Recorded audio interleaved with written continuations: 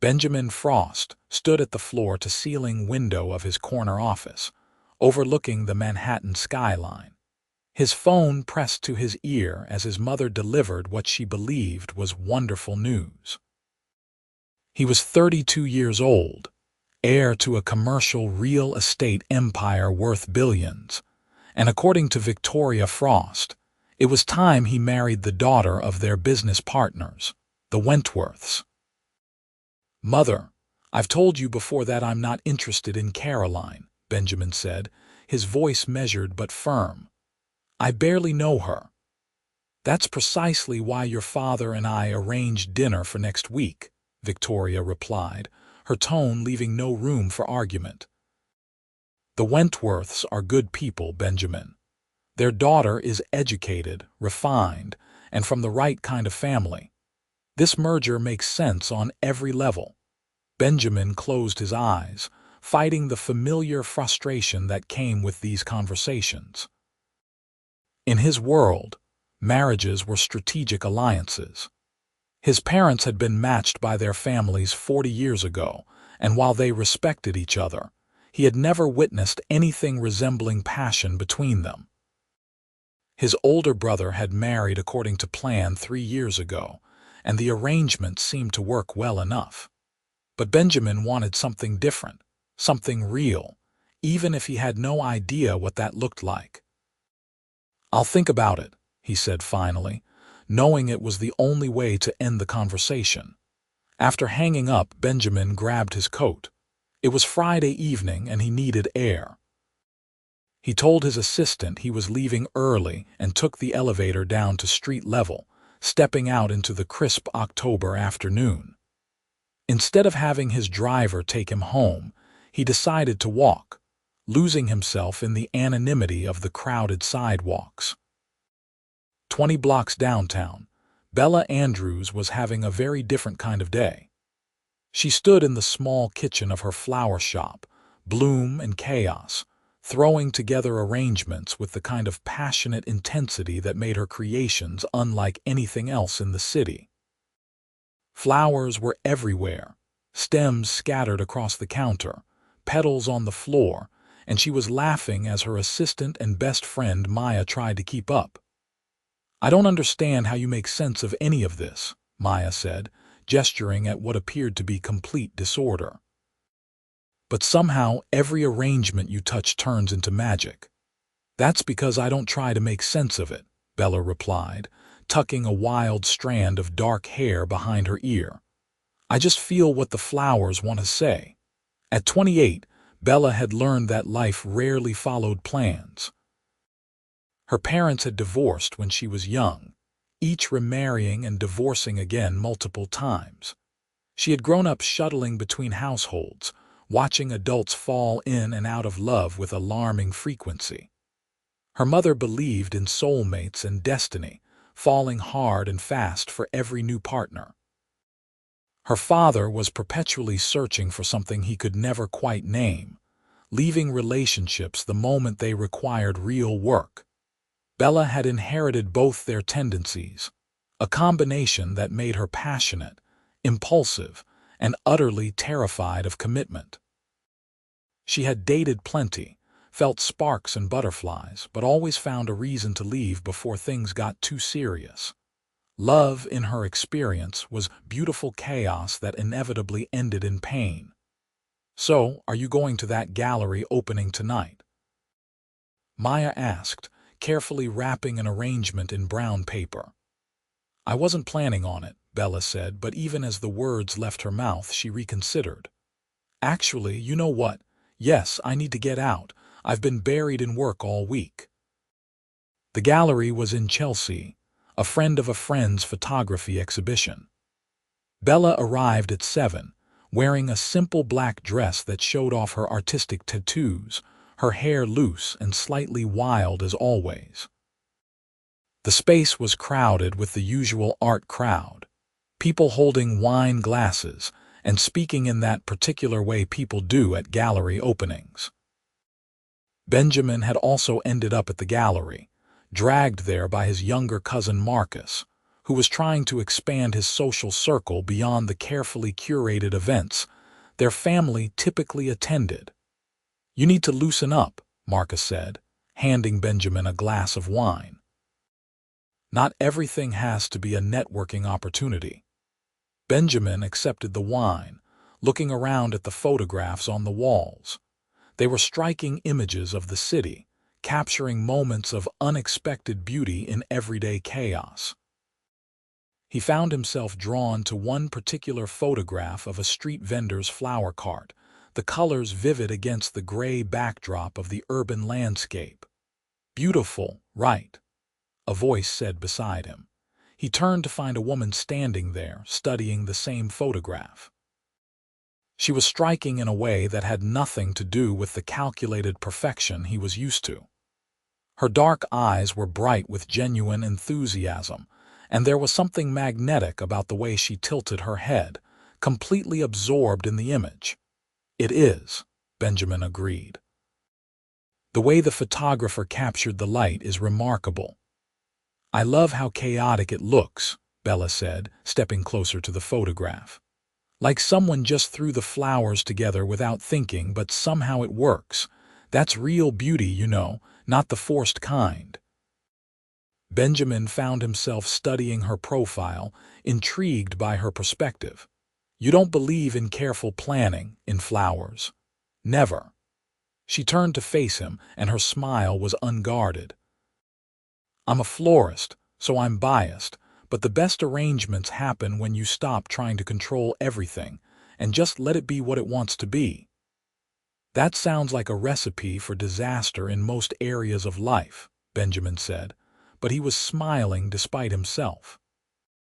"Or maybe that's where the magic happens," Bella countered. "I'm Bella, by the way."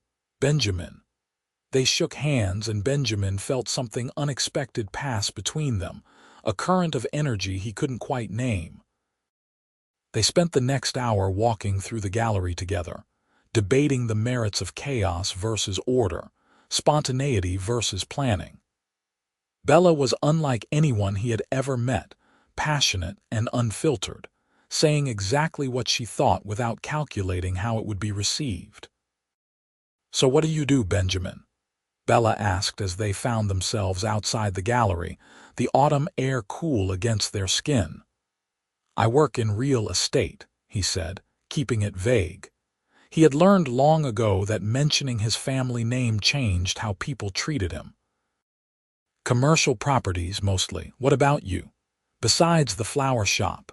"That's pretty much my whole life," Bella admitted. "I opened Bloom and Chaos 3 years ago. It's small, but it's mine.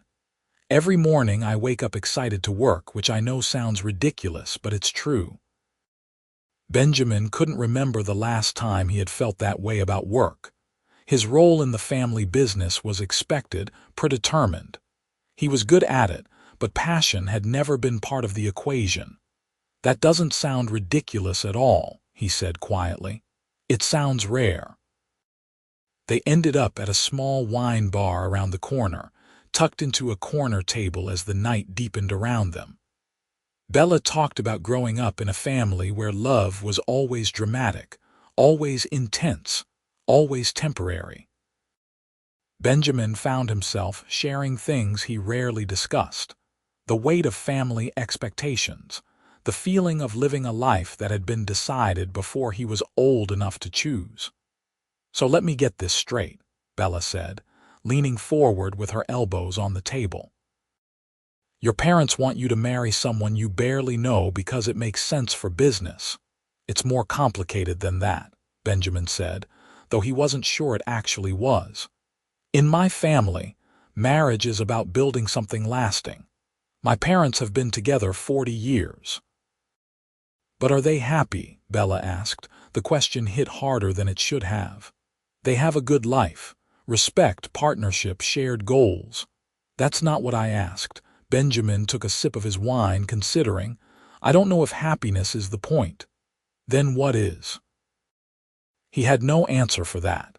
They stayed at the wine bar until it closed, and then Benjamin walked Bella to her subway station, neither of them wanting the night to end. "Can I see you again?" Benjamin asked as they stood at the top of the stairs leading underground. Bella hesitated, and he saw something flicker across her face, uncertainty mixed with desire. "I don't know if that's a good idea." "Why not?" "Because you're from a world where everything is planned and controlled, and I'm from one where nothing ever stays stable. Those things don't mix well." "Or maybe they balance each other out," Benjamin said. Bella looked at him for a long moment, and he could see her internal debate playing out. Finally, she smiled. "Okay, but fair warning, I'm not good at this. Dating, relationships, any of it." "Neither am I," Benjamin admitted. "We can be bad at it together." She laughed, and the sound made something in his chest expand. They exchanged numbers, and Benjamin watched her disappear down the subway stairs before heading home, his mind racing. Over the next 3 weeks, they fell into an unexpected rhythm. Benjamin would leave the office and find himself walking to Bella's shop in the village, watching her work through the window before going inside. She moved through the space like a dancer, creating arrangements that somehow captured emotion in petals and stems. They would grab dinner at small restaurants he had never noticed before, places without pretension where the food was good and the atmosphere was warm. Bella introduced him to her world, dragging him to late-night poetry readings in Brooklyn, tiny jazz clubs in Harlem, food truck gatherings in Queens.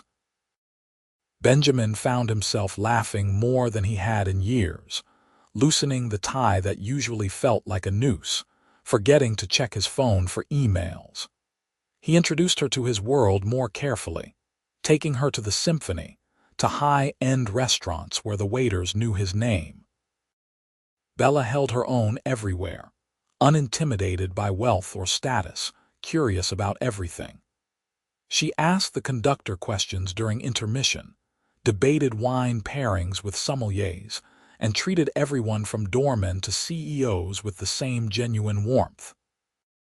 "Your world is beautiful," she told him one night as they left the opera, "but it's so controlled. Doesn't it ever feel like you're suffocating?" "Every day," Benjamin admitted, surprised by his own honesty. They were careful, circling each other with a mixture of desire and caution.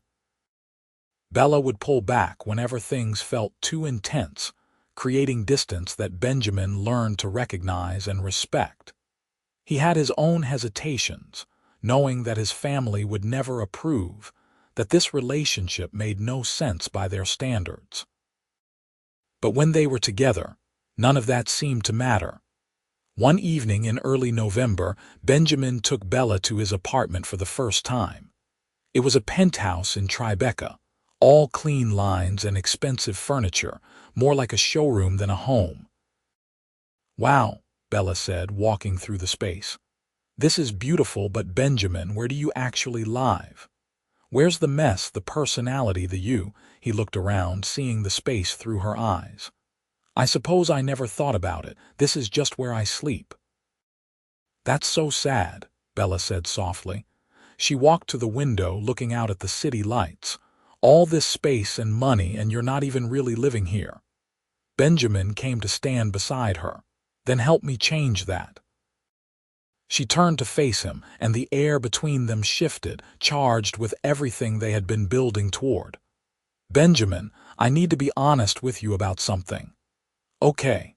I'm falling for you," she said, the words tumbling out. "And that terrifies me because everyone I've ever watched fall in love ended up miserable. My parents, my friends, everyone. Love is this beautiful disaster that eventually crashes and burns, and I don't know if I can survive that." Benjamin reached out, gently taking her hand. "I'm falling for you too. And you're right, it is terrifying, but maybe for different reasons. My family has very specific expectations for my life, and none of them include falling in love with a woman who believes in chaos and magic." "So what do we do?" Bella whispered. Instead of answering, Benjamin kissed her. It was soft at first, tentative, but then Bella's hands were in his hair and his arms were around her waist, and it was like every careful wall they had both built came tumbling down. They stumbled to his bedroom, shedding clothes and inhibitions, and for the first time in his life, Benjamin understood what it meant to lose control in the best possible way. Afterward, they lay tangled in his sheets, Bella's head on his chest, his fingers tracing patterns on her bare shoulder. "That was," Bella started, then laughed. "I don't even have words." "Neither do I," Benjamin admitted, "but I know I want to do it again, many, many times." She propped herself up on her elbow, looking down at him. "You know this makes everything more complicated." "I know." "Your family is going to hate me." Benjamin's expression grew serious. "I haven't told them about you yet." He felt her tense slightly. "Why not?" "Because I wanted to keep this just ours for a while. But Bella, I need you to understand what you're getting into. My family isn't like yours. They don't believe in falling in love and figuring it out. They believe in strategic partnerships, in marriages that make sense on paper." "And I don't make sense on paper," Bella said quietly. "Not by their standards. But you make sense to me, and that has to count for something." She was quiet for a long moment, and Benjamin could feel her retreating even as she lay in his arms. "Maybe we should slow down, take a step back and think about this logically." "I don't want to think logically about you," Benjamin said, tightening his hold on her. "For once in my life, I want to follow my heart instead of my head." Bella kissed him, soft and sweet, but he could taste the fear underneath. They fell asleep wrapped around each other, but when Benjamin woke in the morning, Bella was already dressed, sitting on the edge of the bed watching him with troubled eyes. "I have to go," she said. "Big order to fill today." He could tell she was lying, or at least not telling the whole truth, but he didn't push. "Okay, dinner tonight." "I can't. I have plans with Maya." "Tomorrow then, Benjamin, maybe we should take a few days, just to think." Something cold settled in his stomach. "You're running." "I'm being smart," Bella said, but her voice wavered. "We got caught up in something intense, and I just need some space to clear my head." He sat up, reaching for her hand. "Don't do this. Don't let fear ruin something good." "Good things end," Bella said softly.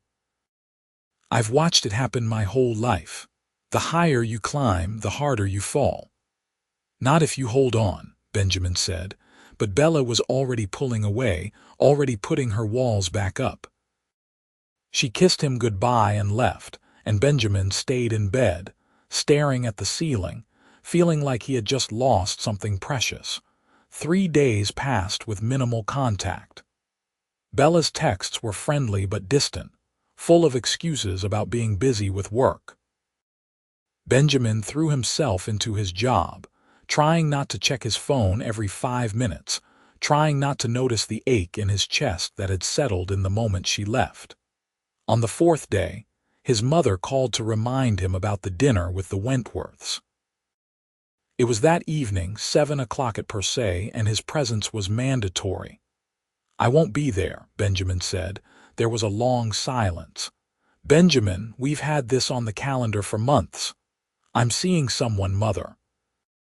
Someone I care about very much, and I'm not going to pretend otherwise by having dinner with a woman you want me to marry." "Seeing someone." Victoria's voice was sharp with surprise. "Who? Why haven't we met her?"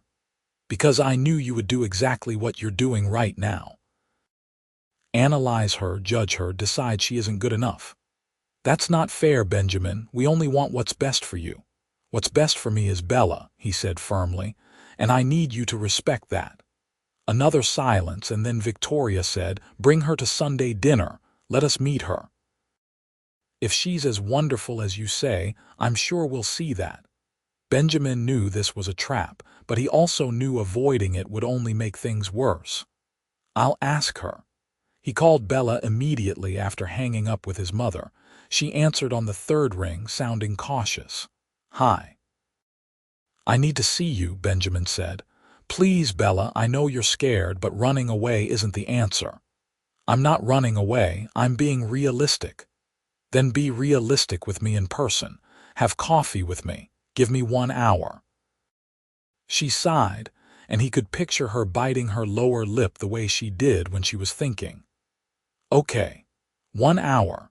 The coffee shop on the corner of my street. Benjamin was there in 20 minutes, finding Bella already seated at a small table by the window. She looked tired, like she hadn't been sleeping well, and his heart ached at the sight.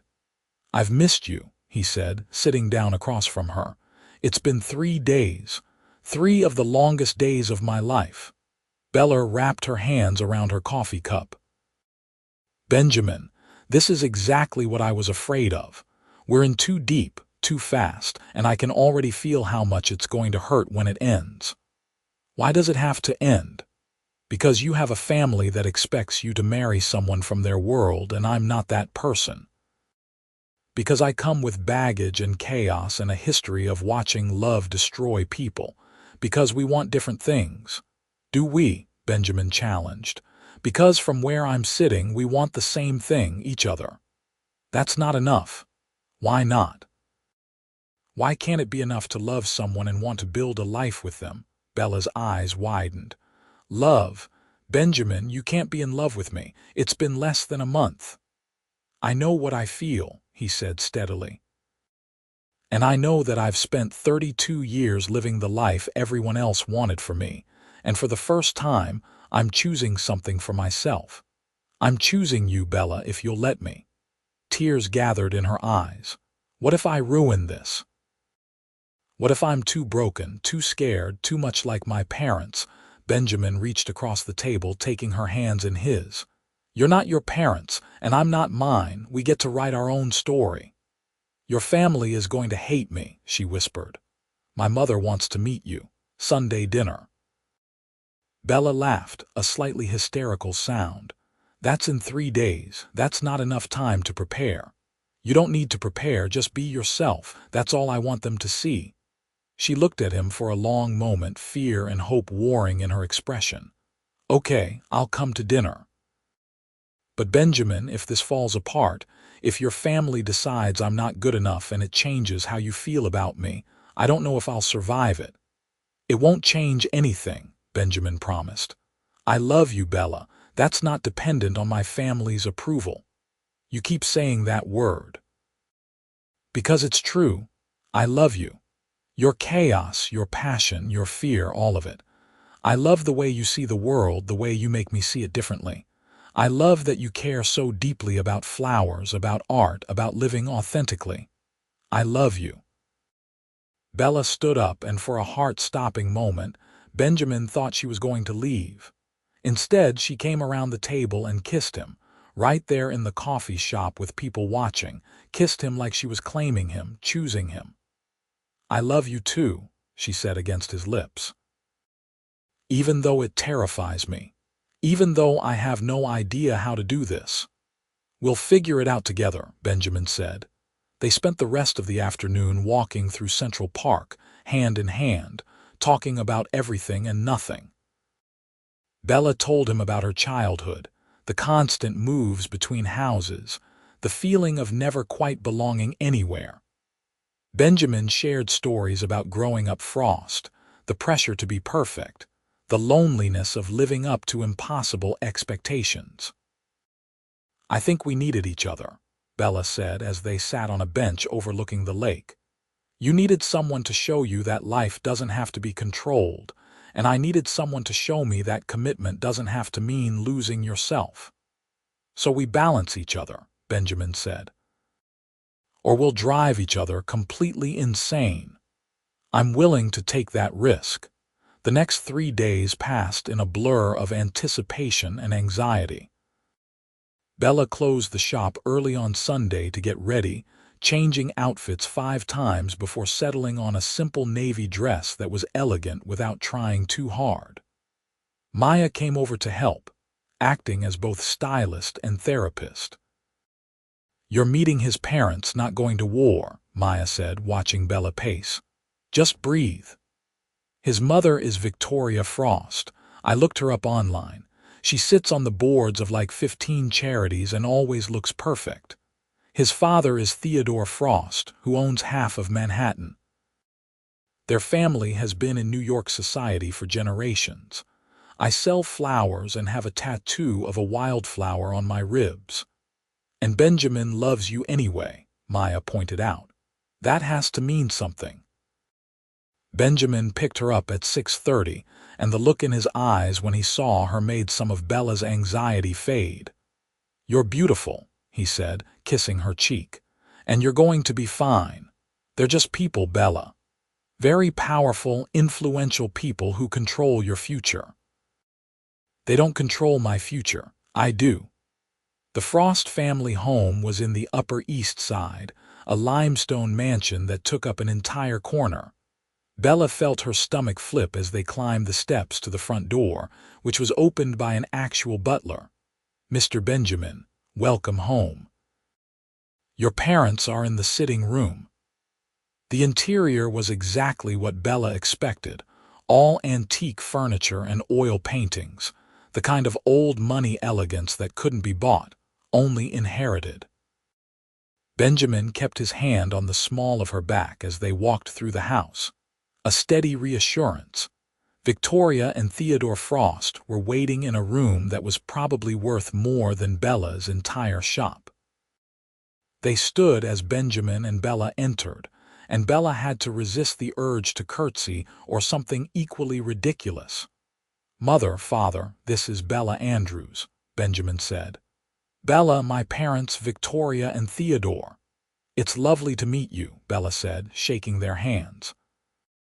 Victoria's grip was firm, assessing, while Theodore's was warmer. "Benjamin has told us you run a flower shop," Victoria said as they settled into seats. "That must be challenging in this economy."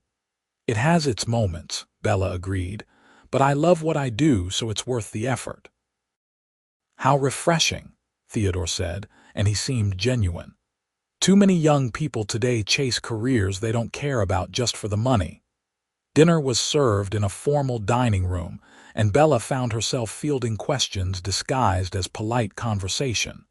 Where had she gone to school? Where did her family come from? What were her long-term plans for the business?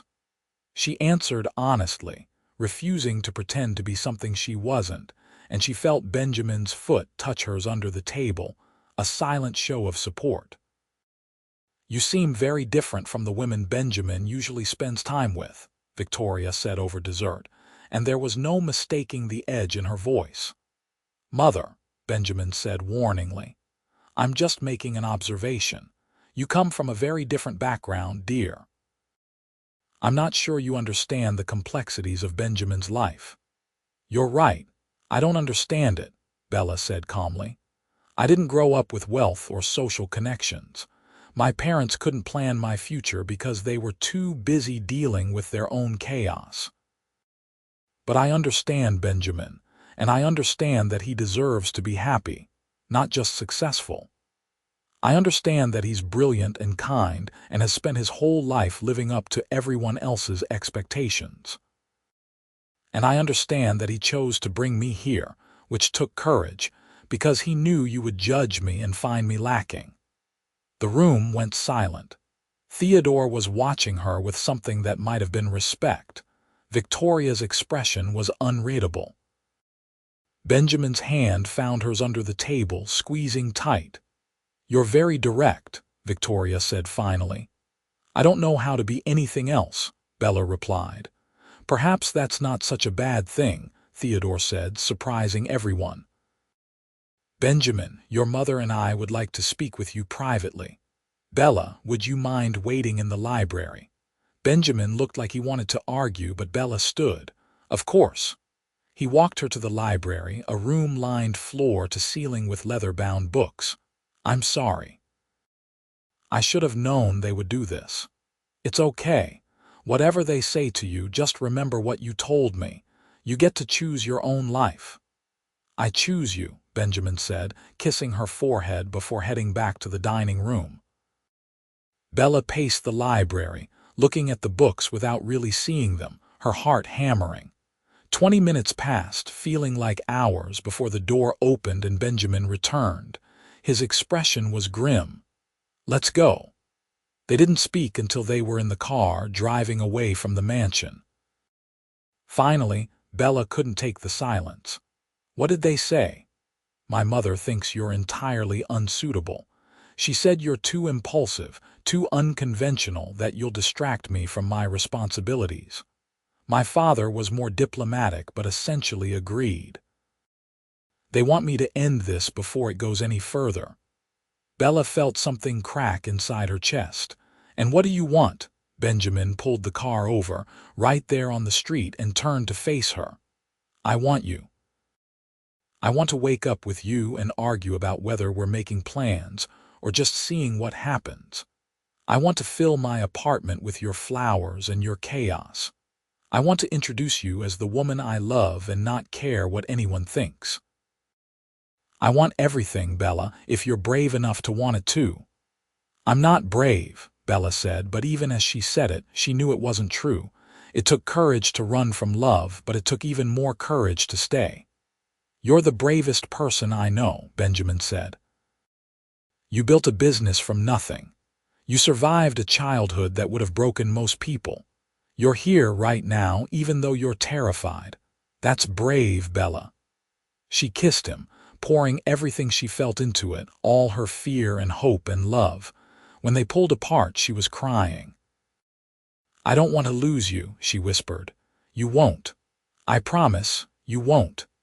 They went back to Benjamin's apartment and talked until dawn, planning their future for the first time. Benjamin would set boundaries with his family, make it clear that while he respected them, he was making his own choices. Bella would work on trusting, on believing that love didn't have to end in disaster. They would take it one day at a time, building something that belonged to them alone. The next few months were challenging. Victoria Frost made her disapproval clear, though Theodore was more accepting, inviting Benjamin and Bella to lunch occasionally without his wife. Benjamin's older brother Marcus was curious and friendly, his wife Sarah immediately taking to Bella's warmth and authenticity. "You're good for him," Sarah told Bella at one of these lunches. "I've never seen Benjamin this happy. He was always so serious, so controlled. You've loosened him up." "He's done the same for me," Bella admitted. "I was always running before. He's teaching me how to stay." In March, Benjamin surprised Bella by showing up at her shop with a proposal, though not the kind she expected. "I've been thinking," he said, watching her arrange tulips. "Your shop is amazing, but the space is too small. What if we expanded?" "Expanded how? I can barely afford this rent." "What if I invested, not as a silent partner, but because I believe in what you're doing?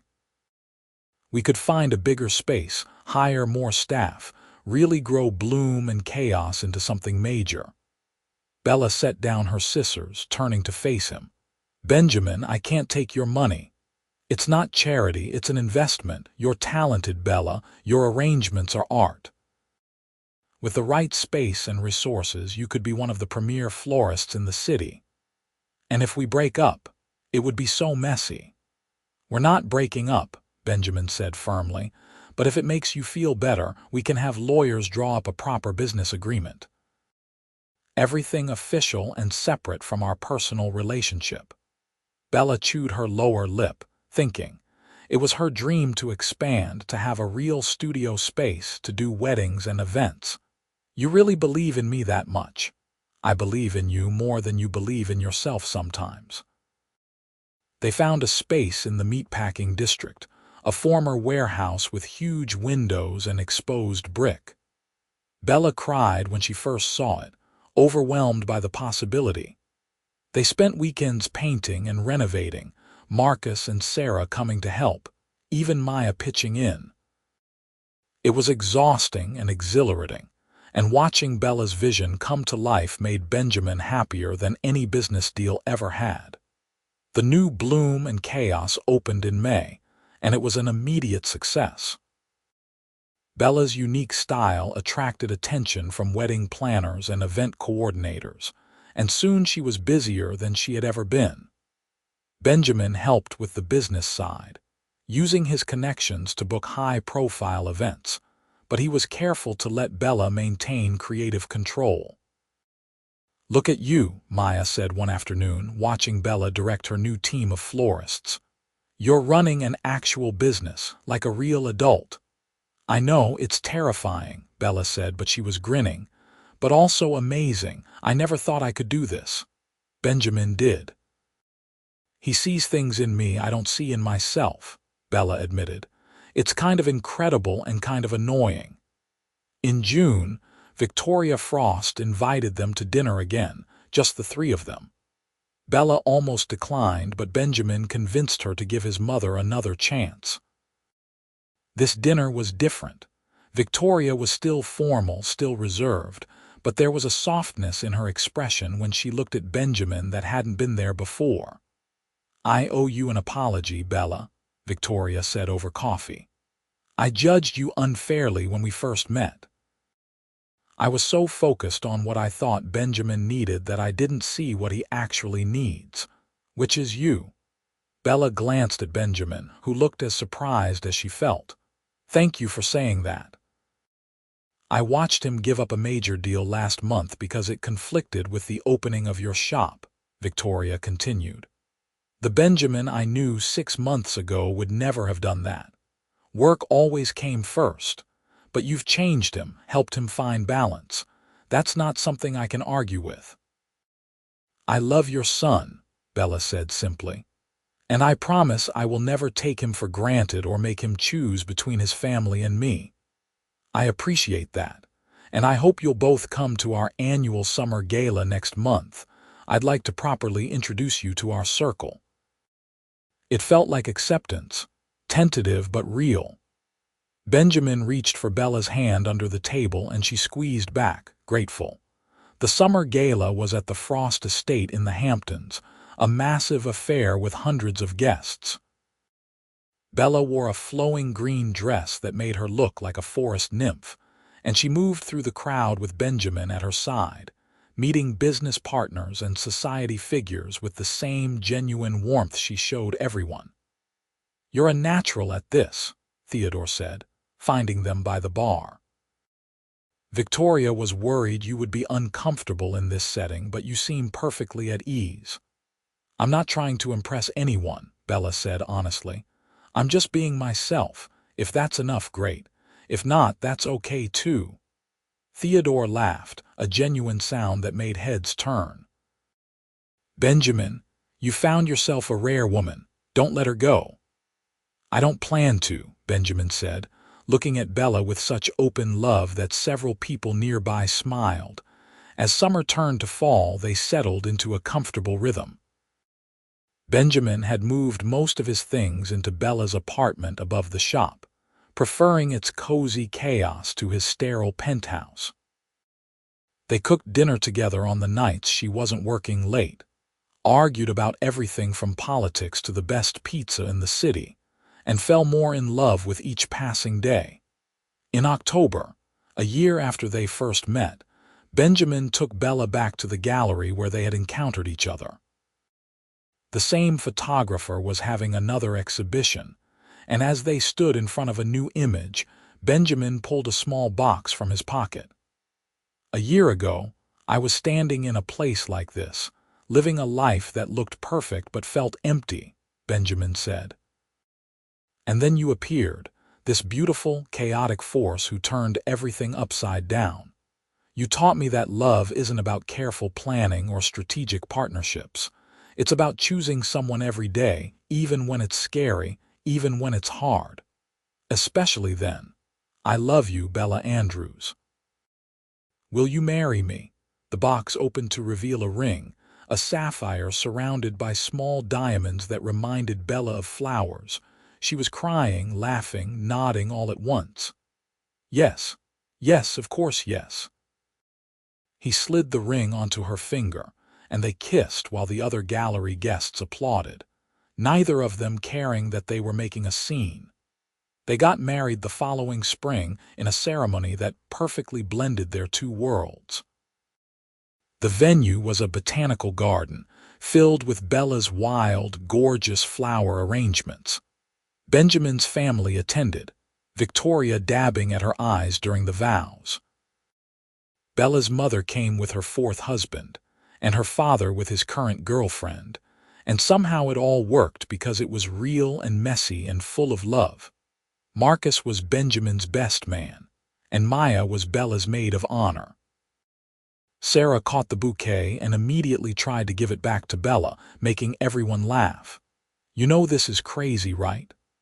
Bella said as they danced their first dance as husband and wife. "A billionaire and a florist. Your mother must still think I'm after your money." "My mother loves you," Benjamin said. "She told me yesterday that you're the best thing that ever happened to me, and she's right." "I love you," Bella said, "even though you're organized and rational and like to plan everything." "I love you," Benjamin replied, "even though you're impulsive and chaotic and never plan anything. We really shouldn't work, but we do." 2 years later, they welcomed a daughter, Elena Rose Frost, who had her mother's dark eyes and her father's serious expression. Bella juggled motherhood and running bloom and chaos with the same passionate intensity she brought to everything. Benjamin had stepped back from some of his responsibilities at the family company, focusing more on the aspects of work he actually enjoyed and spending more time at home. "I never thought I could have this," Bella said one evening, watching Benjamin rock Elena to sleep. "A family that actually works, love that doesn't destroy everything." "We're writing our own story," Benjamin reminded her. "Not your parents', not mine, ours. And it's a good story." "It's a great story," Benjamin corrected. "And we're just getting started." On their 5th wedding anniversary, they took Elena to the gallery where they had met.